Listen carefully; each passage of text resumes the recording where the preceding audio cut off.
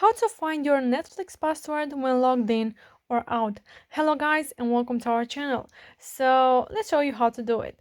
First we have to go on our Gmail because on your Netflix app you will not find it.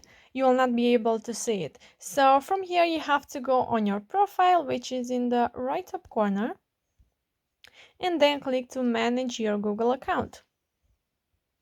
So from here you have to scroll to the left and then click on security.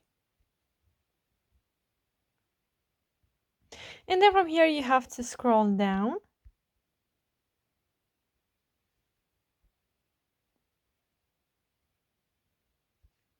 until you find password manager. So click on that. And here you will find your saved passwords. So from here you have to click on Netflix, use your fingerprint or your PIN.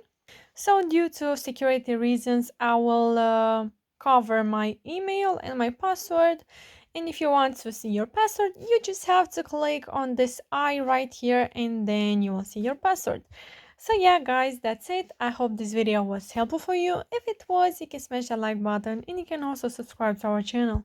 Thank you so much for watching. Have a great day. Bye bye.